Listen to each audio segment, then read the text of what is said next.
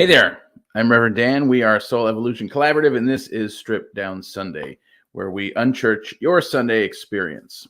And welcome. We're thrilled to have you have this time with you, to have you here with us to offer some inspiration, some spiritual upliftment, and hopefully a new take on life in a uniquely Soul Evolution Collaborative kind of way. So we have Stripped Down Sundays to just the message to offer you this streamlined experience.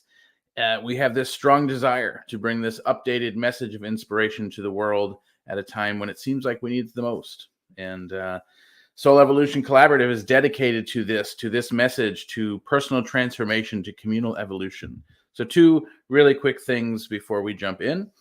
Everything you could want to know about this community, if this is your first time here or if you're new, everything you could want to know about the Soul Evolution Collaborative can be found at soulevolutioncollaborative.org.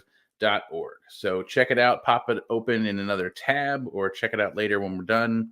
But poke around. Really, really great stuff can be found there for you. So second, it is communities with missions like ours that actually bring change to the world. And we are actively creating a new earth together, all of us in this community, new ways of life that actually benefit everybody, not just some, but everybody, new ways of being. So if you are in any way able to help support this mission, your gifts, your financial support is greatly appreciated. We do survive on the donations of individuals. So if you are able to give in any way, there is a donate button in the menu on the website, soulevolutioncollaborative.org. And so we greatly appreciate those donations, your gifts, whatever way you're able to support this community. So let us jump in. Relationships, it's complicated. This is the final week in the series. We've been talking about relationships all month long. This week is no different, but this is the week we are wrapping up this series. This is the last week of the series. Relationships, it's complicated, but what if nothing changes?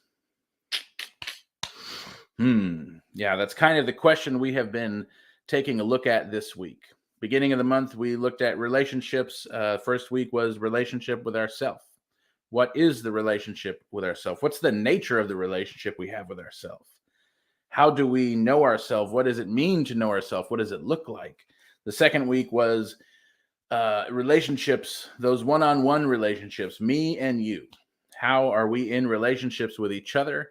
What is the growing edge of humanity in terms of those kind of relationships? What is new about that for each of us on an individual level?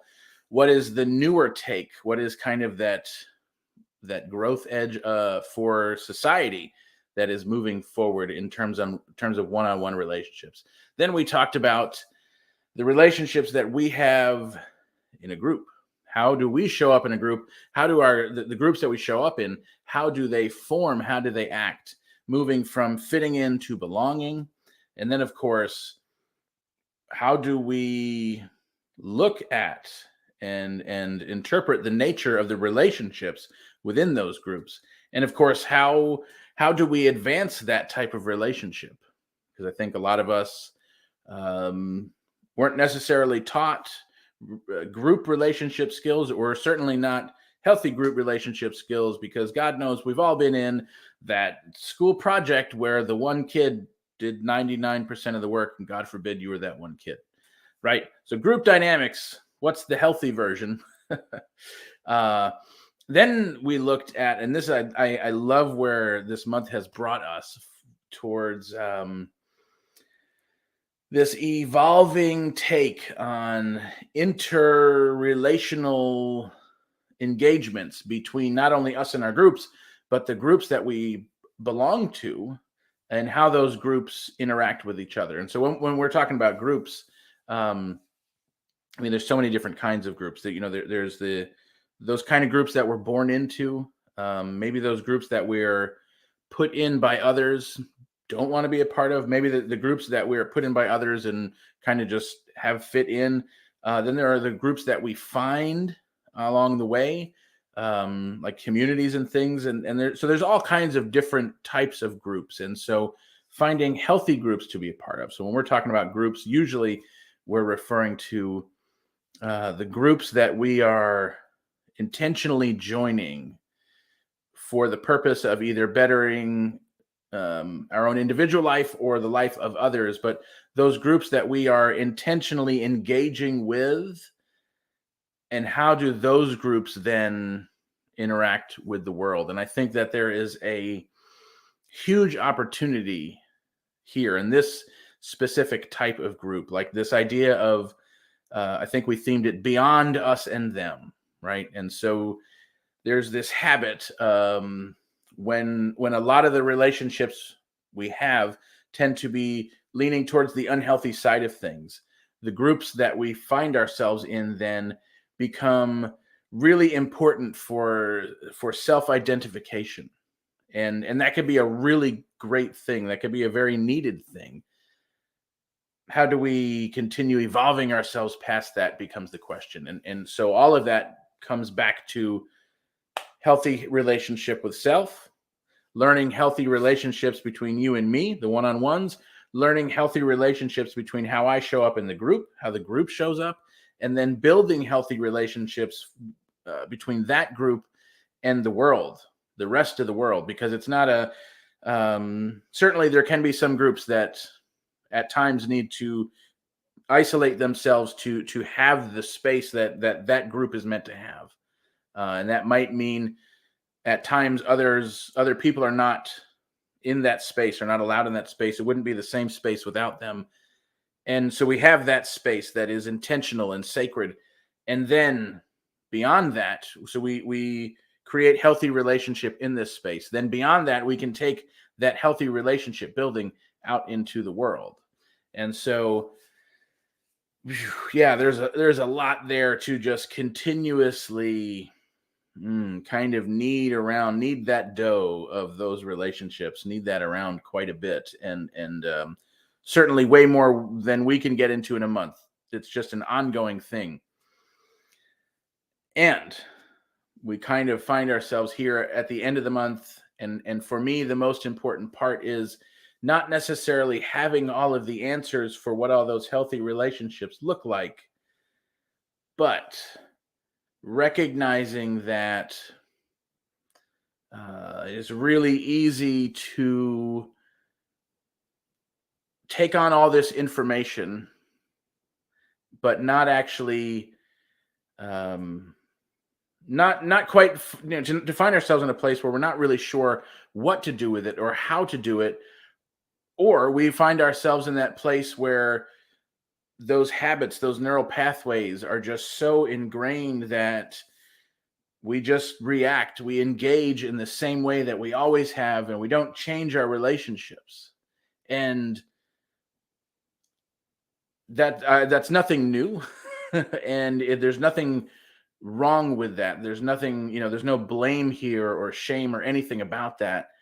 But it's just really easy to do that. It's really easy to fall into that, fall into the old habit, fall into the old reaction.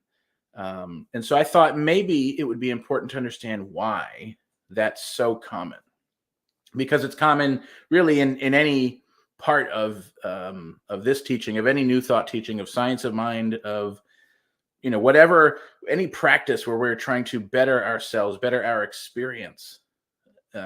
It's really easy to find we are doing the same thing, and it's like, oh man, and then it's really easy to beat ourselves up about it. So let us be very gentle with ourselves and not beat ourselves up. But I thought maybe if we kind of have a recap in a way that allows us to understand why we do those things, it might be easier to understand and to see them when they're happening.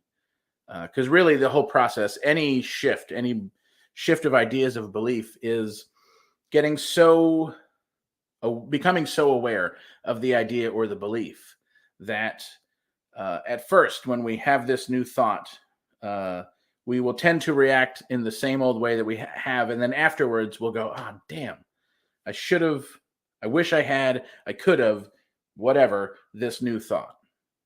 And we'll go, okay. And then the next time it happens, we catch ourselves maybe afterwards again, but sooner than we did the last time. And we go, I wish I did. I wish I could have whatever. Okay, new thought. And then eventually we get to the point where, and this timing is totally different for each person, for each instance, for each thought, whatever, right? Eventually we get to the point where instead of having the realization afterwards, we are having it while the reaction is happening. So we're in that old pattern, we're in that old thought process, that old scenario, and we're going, oh, I recognize this. What does this feel like? I wish I would, or whatever the feeling, just paying attention to the feeling, the response during, and then ever so slowly we get to the point where, or maybe quickly, I don't need to make it slow, it could be quick for you. We get to the point where we start to have that recognition before the event, like we actually feel it happening. You can feel, as whatever the, let's say, trigger, right, whatever the event is begins to trigger, we feel the body reacting, we sense the thoughts almost percolating, and we have this recognition prior to it actually happening. And so maybe we don't process all of that until afterwards. We're like, oh wow, I noticed it that time before it happened. And then that just starts backing up, backing up, backing up. The more we get used to whatever we want the new belief, habit, thought pattern to be, till eventually it gets to the point where we are so accustomed to it that we're not even reacting by that old means anymore. And so sometimes this plays out, and let's look at it in terms of relationships. Sometimes this plays out because of the things, well, probably almost always, because of the things that we've learned, the things that we've been taught. So when it comes to relationships, we learn, the very first place we learn our relationship skills from is the people we are around from birth, whatever type of family unit we're in. The parenting that we look for as children from age 0, right, from day one. Our minds are wired to look to build certain relationships, and so there are those survival instincts, survival relationships, and certain events build certain responses. And so we learn that if this, then this. If this happens and we do this, then that happens. If this happens but we do this, then that happens. And so our minds start piecing together all of those survival techniques, essentially.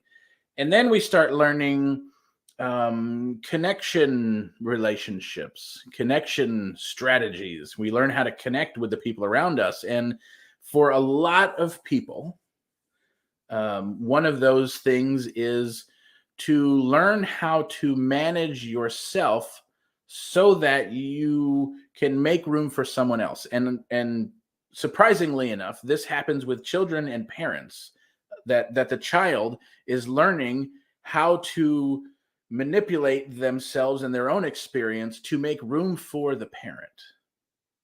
That the parent's feeling and experience becomes more important than the child's. And we're taught this in a lot of ways. We're taught this usually unintentionally. Parents, we're not intentionally, for the most part, trying to teach this to our kids, but something as simple as if you're on the phone and the child is coming with something they think is really important, and so they're bugging you, yanking on your shirt while you're on the phone, and you're trying to tell them to hold on without interrupting your phone call. The energy of that is, however it's perceived to the kid, but it's a wall, it's a block, you are doing something bad, you're probably not supposed to do, however that gets interpreted. And so for the kid, that is this thing I thought was really exciting and super important, just shut down.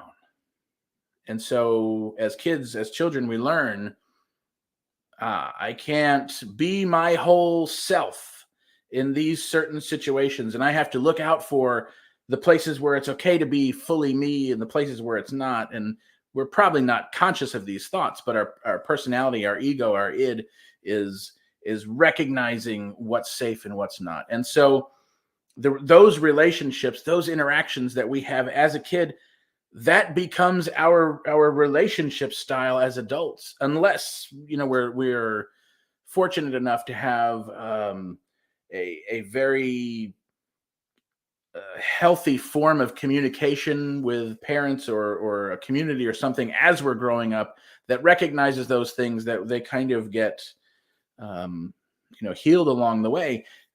I hope that's so.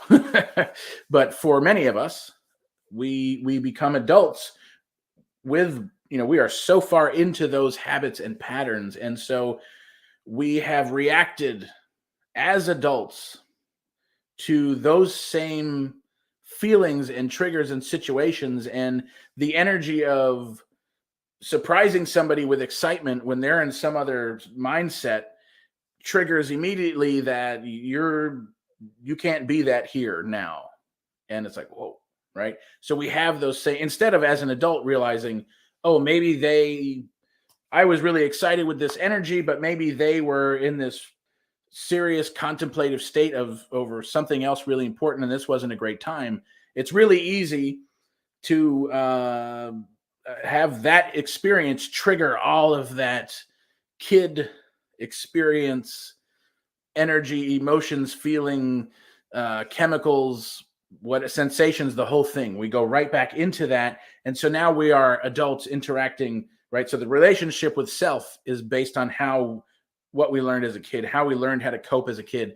Now the relationships one-on-one, we are reacting from that place of self with other people as adults. And of course, that adult that we're reacting with, the one-on-one relationship, they have their own things. And so this is how it gets really weird, right? Like if I'm having the reaction that I learned as a child with all of the thoughts and feelings and sensations and energies and whatever around it, I can almost guarantee you that you're in a relationship with somebody where that experience is going to trigger whatever version of that for the other person.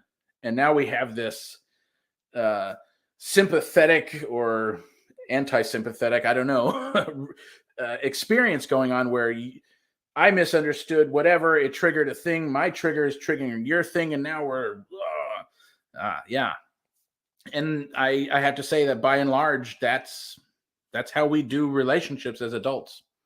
We don't recognize the things often enough to be able to talk about them. Now, thank God for teachings that get us to stop and breathe and pause and just kind of look at our own stuff, right? And we're still practicing. So thank God for that.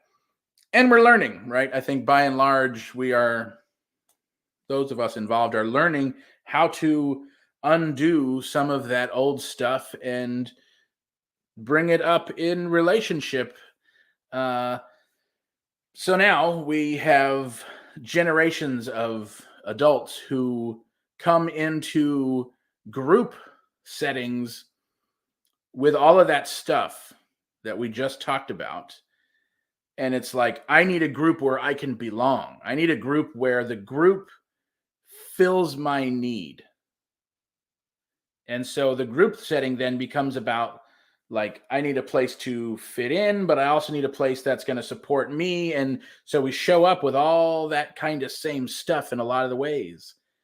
And does that create like super weird dynamics? And so once again, thank God for teachings and groups like this where we recognize that up front and just say, hey, this is the place within this community, this one place, this is the place to come and spill all that stuff. So we're not vomiting on everybody else within the group. This is the place where we come to share this stuff. And then when we do that, when we work on our self relationship and our one-on-one relationships, and we come together in the group to have this crossroads of self and each other, we have this means of expression. And then we have this other place in the community where we all get to come together feeling like we have some of those needs met. And now we get to create a healthier version of group relationship where we actually then get to turn our like combined superpowers out onto the world. And so it's fascinating when we look at all of this and realize that all of the relationships we have can so easily stem back to how we learn to be in relationship from the time that we are like 3 years old. By the time we're 7 years old, we've learned all our relationship skills until we unlearn something and relearn it. And so the reason what if nothing changes, right? Which is super common. That's how we started off today, this conversation. What if nothing changes? Well, the reason it's so easy to be in that place where we have all this new information and yet find ourselves in the situation where it's the same reaction, the same thoughts, the same old beliefs, the thing we're trying to heal in ourselves. Well, for one, it's because we have neural pathways and patterns and habits and belief systems that date back, like, depending on how old you are, decades and years, and most of our lives, if not all of our lives, in that old way of being. The way our brain works, it wants to have, it's looking for the shortest connection, especially in like fight or flight, reptilian brain responses. It needs to know immediately what to do. How do I respond to this? That part of our brain has not evolved beyond immediate response, safety response. Am I safe? And what we learned as a kid in these certain scenarios, this scenario doesn't feel safe. And so when this comes up, when this feeling arises, it is not safe. And so this is the way to react to it. And so we are consciously attempting to unlearn that reptilian emergency safety response system that built in our brains. And so the way to make those things change, right? What if nothing changes? The way to change it is simply by recognizing and understanding how all of that happens. And so what happens in our relationships then is, when I understand myself better, I can be in one-on-one relationship better, right? So understanding ourselves, I think with teachings like this, we're in a place where most people have some concept of self and our personality and our ego and our id, to some degree, how that has developed. We have some understanding. Certainly, we all have a lot of practice to do there, developing our sense of self-worth, self-love, all of the selves, right? All of that stuff. And then how that self, building that self, plays out in our one-on-one relationships, right? So this month, it's been all about new relationships. So then we can have a new experience. How do we continue having that new experience? So new self, we're not looking for a new self. We're just looking for a new understanding, growing and learning the way we understand ourselves. And that's simply just by practicing. I assume anyone who's watching this is either interested in a teaching like this, or is already practicing a teaching, some new thought teaching like the Science of Mind. And so these teachings, the principles, spiritual principles, show us the nature of who we are. And so the more we bring ourselves into alignment with that nature, the more we understand the truth about ourselves. The more we understand the truth about ourselves, the more we can show up differently and create a healthier one-on-one relationship. And so before, when my experience triggered your experience, and now we have this experience of childhood responses as adults without being recognized. Well, now we have the tools to go, oh, me bringing up that whole excited energy thing, maybe I realize, oh, you just weren't in a place to feel that, to go there with me. Got it. That's not personal. I totally understand. But we have to have, and I think this is the growth edge for most one-on-one relationships, we have to have that safe enough place in our relationship, some sort of understanding in our relationship that here is the common ground. Do we have an agreement that we can talk about these kind of things when they come up? Oh, hey, I didn't realize, or it feels like, or when I did this, it felt like, can we just talk about that? Without blame, without shame, without guilt, just an open space where we're not going to trigger even further ourselves or the other person, hopefully. Or if we do, that when there is that, the blow ups that can happen, that we then have the skills to understand and to come back to each other. All right. So this is where we're, the evolving one-on-one relationships, right? So now those relationships allow us to show up in community differently, because ideally we now have a more healed sense of self. Hopefully we have healthier one-on-one relationships. And so the needs that we would have shown up with before to the community setting are now no longer the same needs. We're not looking to have that. There still are the similar needs.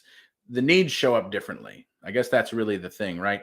That the needs that we had, when we were looking for approval from someone else, when we were looking to for someone else to love us so that we could love ourselves, rather than realizing we have to start with self-love in order to let in other love.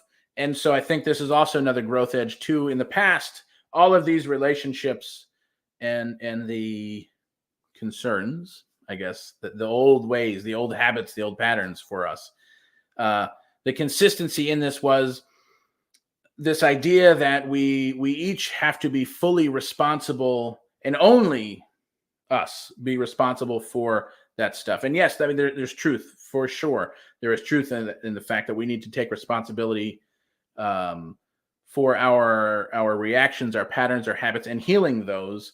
And I think what has happened is, and maybe especially in some New Thought teachings, that you have to do that on your own in isolation by yourself. And so the new take, the take that we are offering is, yes, start there and start with self, with all that stuff. Start with self and how it shows up in one-on-one relationships. And we have to take that to our partner and say, hey, I recognize that we are in a relationship together. This is my old pattern. We have to know ourselves well enough to recognize when this, in the past, when this happened, this would be my response. And so the thing that is looking to be healed, can we explore that together? Whatever that is for each person, can you be aware of this with me? Because that's really what being in relationship is. Otherwise, the relationship would only serve to just trigger those things in each other, and we trigger it in each other and go off and heal it on our own. That kind of was the old way. I think this evolving way, what seems to be becoming more and more widely known, is, hey, we're in this together, and so can we hold these ideas for each other? Can we hold these the idea that we're both working on and healing this stuff? And so talking about what it is for each of you that is looking to be healed. What was the need that was looking to be met as a kid that we brought into adulthood that we didn't maybe recognize until now? Cool. Can we talk about that? Can you recognize that's for me, that need, I'm looking to heal that need for me. I recognize what your need is. You're looking to heal that for you. Let us be in this space together, because this is where, in this relationship, this is where we get to practice the healing of that need. And so the thing that we used to be looking for from somewhere outside of ourselves gets healed in relationship, which is very different than certainly what I was taught. I think very different than what a lot of people were taught, if we've been taught anything at all. And so when we flip around that idea of healing stuff has to happen totally on our own in isolation, and you're wholly responsible, like, yeah-ish, kind of, but there's more to it. And so when we take that into the group, like you follow the progression here, self, one-on-one, group to the world, right? So now when we take that into the group relationship, not only have I been doing work on myself, not only have I been working for a healthier one-on-one relationship, now the needs that I have been looking for, that in, I think, the typical relationship style that has been taught that we were not taught, but shown, that a lot of us have grown up in. Uh, the need that we were looking for from our parents, which we didn't get, we're now looking for through in unhealthy relationship. We're now looking for through our partner. We don't get in the partner, so now we're looking for it in this group.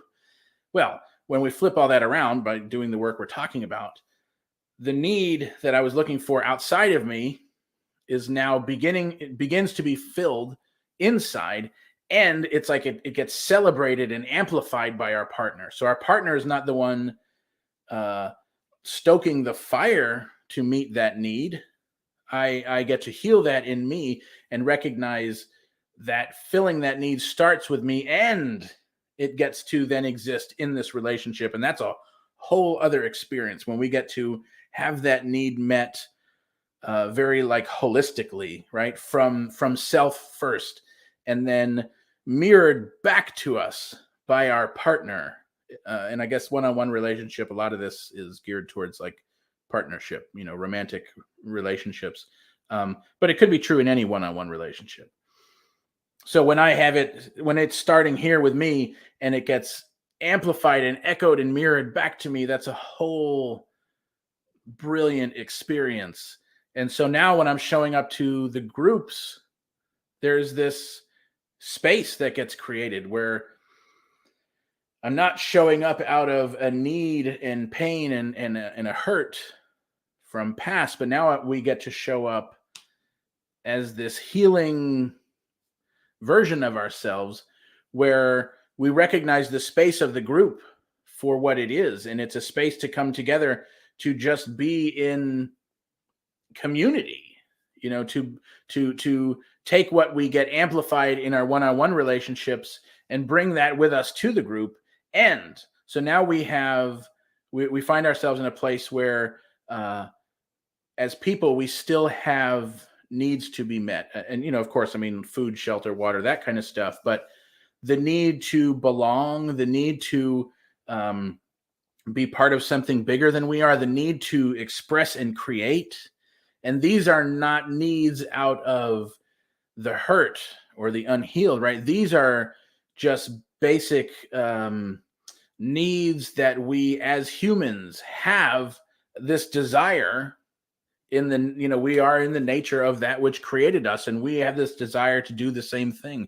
We have this desire to be part of this larger group, to be part of something with a mission that's bigger than ourselves, and to be part of something where we are then creating something with meaning. And so we get to show up in the group then in this space where when we find healthy community, we get to belong. We have certainly an identity that we recognize, but where we're not dependent on that identity for feeling whole. We come feeling whole, or recognizing that there is wholeness within us, whether we feel the whole thing or not. We recognize that wholeness is within us, and we get to show up and practice belonging, practice that wholeness, practice belonging to that group, practice belonging with those people. We get to practice the responsibility that we have to other people, right? Which again is also a new, when we were figured out on your own in isolation, blah, blah, blah, no responsibility for anyone else, right? But we do. We all live, and we talked about that this month a lot. We all live together. We are not in any way separate from anyone else in any way. We could go down that list. That's a very long list of the ways that we are all connected. So we have this group where we get to practice being in this connection. And then we get to create as this group. As individuals, we get to create and bring to the group. As the group, we then get to self-express. We get to amplify all of the individuals and who they are by expressing them out into the world. And so all of this happens when we take that initial step of recognizing, here is the trigger. I recognized afterwards, I wish I would have reacted different, had a different thought. When we stop beating ourselves up about that, we can still objectively respond after the event. The event happens, we respond, later on we go, oh, aha, that's what happened. I see. That's the thing this event is the exact same as when X, Y, and Z happened as a kid, and that was my reaction. Got it. Now I understand what my reaction is. The new way I would like to respond to that is this different way. And so that eventually we back that up. We back that up. So next time it happens a little sooner. Next time a little sooner. Eventually we are recognizing when the event happens, when we are triggered. We recognize how we are responding in real time. It may not be how we want to. We are recognizing in real time how we are responding. And then at some point, we recognize before we respond how our body is wanting to respond, how our mind is wanting to respond, and how we would like to respond. And eventually, we recognize sooner and sooner and sooner to the point where we get to choose our new response before the event even happens. And that is key to making sure we are not in a place where we're questioning, what if nothing changes? Because it can. We can just keep going on with the same responses, the same hurt, the same unhealed things. It's in a lot of ways really comfortable for a lot of people. A lot of us identify ourselves by the experiences we've gone through. For many, it might feel like we don't know who we are if we don't have that experience. And so having that experience means we have this response. And so I don't have that experience and I don't have this response. Who am I? What am I doing? And in those cases, healing those responses doesn't mean that thing didn't happen. It just means we don't have to be defined by that thing, whatever that event was, or multitude of reoccurring things with parents, family, whatever the history is. When we heal it, we just don't have to define ourselves by it, and it becomes. I can almost guarantee that whatever that one thing is, there's always that one adverse childhood experience. Whatever that one thing is, I can guarantee becomes our greatest skill, our greatest gift, the thing that we become. Maybe it's known for, or the thing we then define ourselves by doing. I am the person, I can do this. This is my gift. This is my skill. Without having to define ourselves by the pain or the hurt, by the trauma, without having to continuously relive and carry on. What if nobody else remembers? What if I'm not that thing? What if nobody knows? What if, we could fill out a very long list of what ifs. When we heal that, it does not do away with who we are. And in fact, the healing only creates space for a greater version of ourselves, standing on the foundation of who we were. And so, a lot of times it can feel much more comfortable to be within that which is familiar than to do something new. And so it can even be scary. So when we say, what if nothing changes? Not only is it important to understand why that change is so hard or can seem like it is challenging and hard to move through, transition out of. But at times it can feel scary to even want to do that. So just know that you are not losing anything of yourself. You're in fact gaining more of you, unlocking, up leveling. It's almost like a video game. Like we're like, this is the boss fight, and we're going to level up ourselves, become more of us.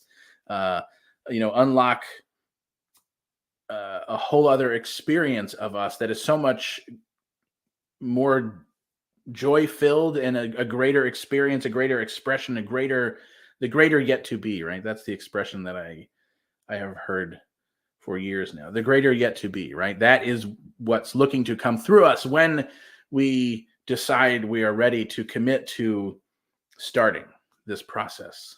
And it doesn't have to be all at once. In fact, it's probably not going to be all at once. It doesn't have to be a crazy jump off the cliff dive. We can just start recognizing when we have an experience, what is our reaction to it after? What is that like to have it sooner and sooner and sooner? And so, the question, what if nothing changes? Really good question. Really good question. I think um, each of us know when we are ready to no longer have that same experience. And so this month for me, for us here at Soul Evolution Collaborative feels like, yeah, we personally, I mean, I think we've been ready for a while to not have the same old experience, but this has just been like a whole an up leveling of an experience, of relationships, of tying in the last several months of emotions and the body, and just the way these themes have come together has just been brilliant. And so we're really rediscovering again for ourselves, for the conversations that we're having, for the community, that we are at this place. The world is asking us as humanity to be at this place where we commit even deeper to not doing it the same way. And so that might mean little shift, that might mean big shift, anywhere in the middle, but all of it equally as powerful, equally as life changing. And so we are certainly here to support you in that, um, in any way that we can. So we just breathe. Yes, breathe, breathe. Breathing is super important. If you take one thing away from this week, I'll finish up with this. If you take one thing away from this week, if you're at a place where this seems super overwhelming, which it very easily can, the only thing you need to remember is to pause and just take a deep breath. Um, if if that allows you to take it a step further into anything we've talked about today, awesome. If all that does is just give you a moment to pause and just take another deep breath, and then that's perfectly fine also. If you've been doing this for years and you are attempting to do or have already attempted most of or all of what we were talking about today, still remember to pause and breathe. I often need the reminder myself to pause and breathe. So let me just leave you with this. Let us pause and breathe. So thank you for tuning in, for hanging in for this message. That's a little longer than we usually go, but super important, super powerful stuff. Let us know that nothing is not, if nothing changes, let us know that things are changing. Let's say it that way. Let us know that things are changing. And so we pause and breathe.